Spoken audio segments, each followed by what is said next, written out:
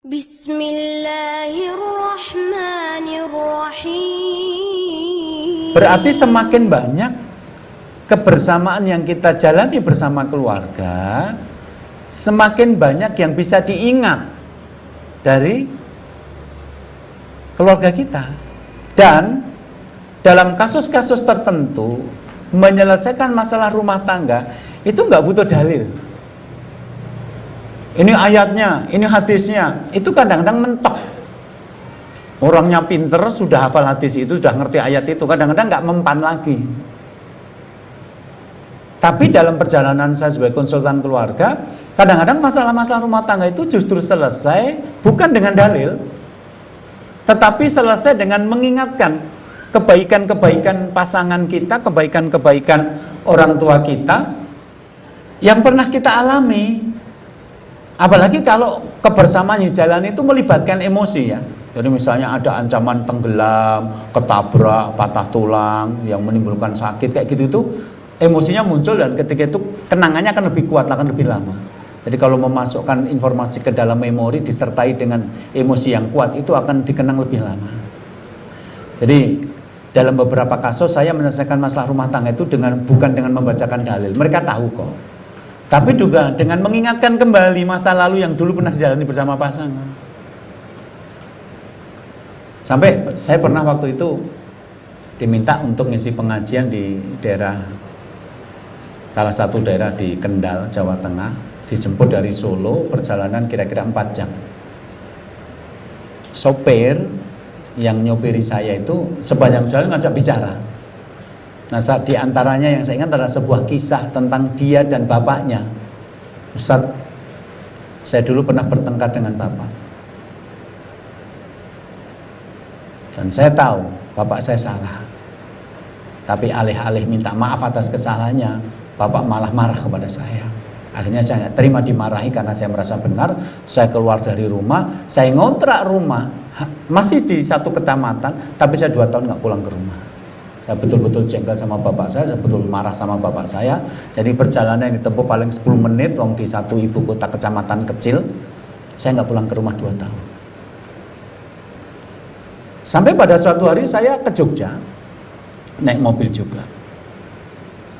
Nah, ketika lampu merah saya berhenti. Di samping mobil saya itu ada seorang bapak naik sepeda motor jelek, gendong anak laki-lakinya. Anak itu kulitnya bersisik. Tangan kanannya memegang makanan, tangan kirinya megang mainan. Mereka berhenti untuk menunggu lampu merah berubah menjadi hijau. Nah, selama itu mereka bercakap-cakap, ketawa-ketawa bareng. Dan ketika melihat itu hati saya teriris-iris. Tiba-tiba bayangan waktu kecil saya diperlakukan seperti itu sama bapak saya muncul. Digendong, diajak ketawa, dibelikan mainan, dibopong, dipunji dan macam-macam. Itu tiba-tiba berbatan dan saya tiba-tiba nangis. Setelah itu saya batalkan ke acara ke Jogja, saya langsung pulang, kemudian saya langsung berkunjung ke rumah bapak, saya bersimpuh minta maaf, bagaimanapun saya yang salah, saya anak. Jadi untuk melunakkan hati saya yang keras itu, ternyata tidak butuh dalil-dalil yang banyak, cukup dengan mengingat kembali, bapak kamu pernah sangat baik sama kamu loh, masa hanya karena satu kesalahan kamu berani mendiamkan bapakmu sampai 2 tahun. Itu ketika diterangkan itu pakai logika, dia jawabnya pakai logika, tapi begitu diceritakan kisah-kisah dulu, apalagi kalau sampai sakitnya bapak harus jual sawah, sampai untuk ngobati atau masa sekolah bapak harus jual barang perhiasan yang sangat mahal misalnya, merelakan itu. Dan anak tahu pada saatnya nanti anak tetap akan ingat, dan pada saat dibutuhkan itu perlu dan efektif untuk bisa menumbangkan kesombongan, melunakkan kekerasan hati, dan itu efektif. Jadi sekali lagi dalam menjalani peran saya sebagai konsultan, saya tidak selalu pakai dalil. Ada saatnya saya cukup membacakan atau mengingatkan kembali masa lalu mereka. Dulu datang ke Solo bekerja, suaminya nggak punya modal, modalnya perhiasan istri, ya sudah jalan bagus, sekarang kaya, tiba-tiba suaminya mau nikah lagi. Bukan saya menghalangi orang nikah lagi, tapi saya katakan bapak harus berdiskusi dulu dengan istri. Apa bapak nggak ingat dulu waktu pertama kali berjalan membangun rumah tangga itu bapak dalam keadaan apa? Nggak punya apa-apa kan? Siapa yang waktu itu dipakai sebagai modal? Apa yang pakai modal? Gelang kalung istrinya kan yang digadaikan. Setelah itu kemudian jalan pelan-pelan, selama itu juga belum punya penghasilan yang cukup.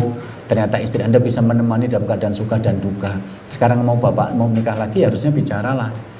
Baiknya bagaimana? Bukan langsung nikah begitu saja tanpa ngajak bicara. Begitu diingatkan kayak gitu, akhirnya apa? Nggak jadi deh, kalau saya ingat kayak gitu saya jadi nggak tega gitu. Jadi ada saatnya ketika masalah-masalah yang menyangkut hal seperti ini, itu efektivitasnya justru datang dari kenangan-kenangan yang tidak terlupakan.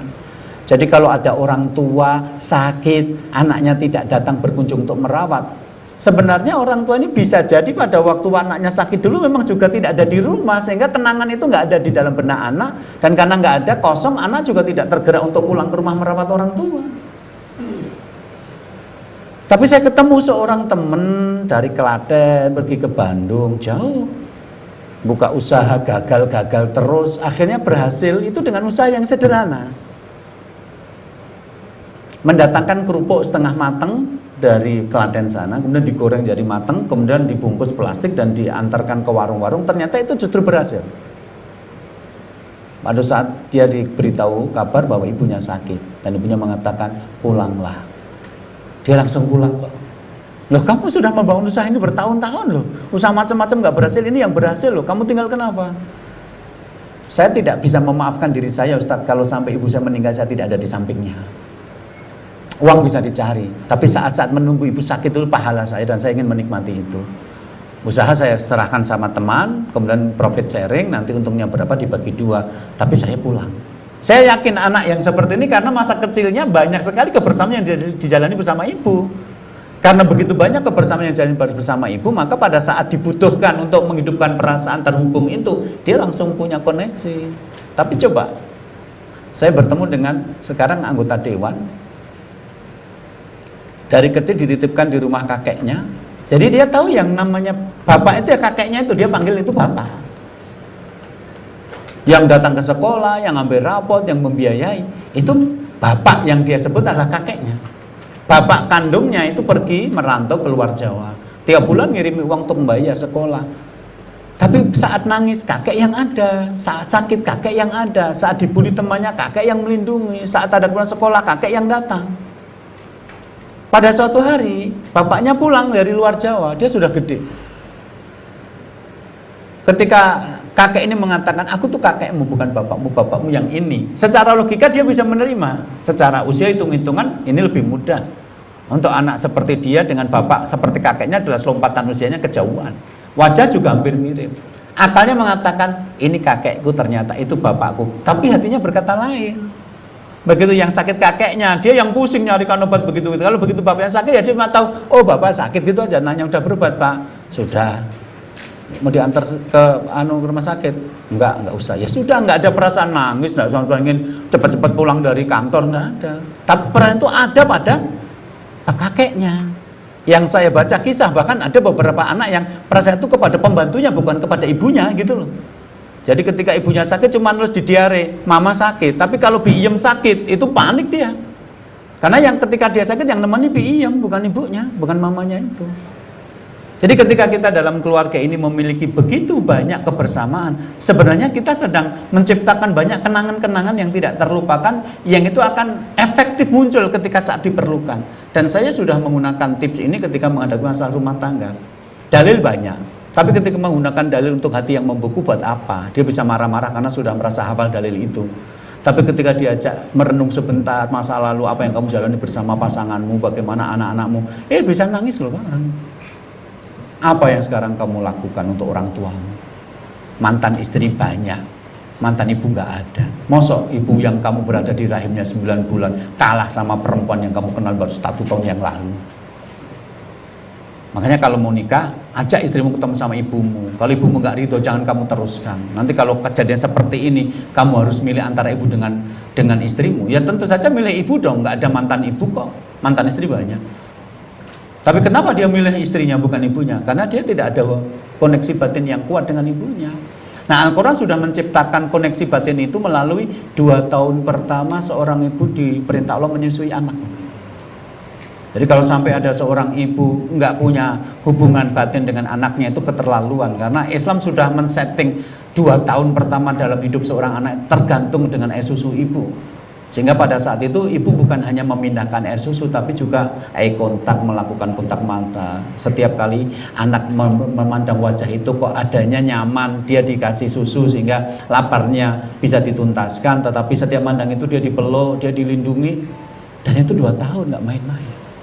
Jadi percayalah kalau sampai anak durhaka, anak berani sama orang tua, ibunya juga nggak menyusui dia 2 tahun.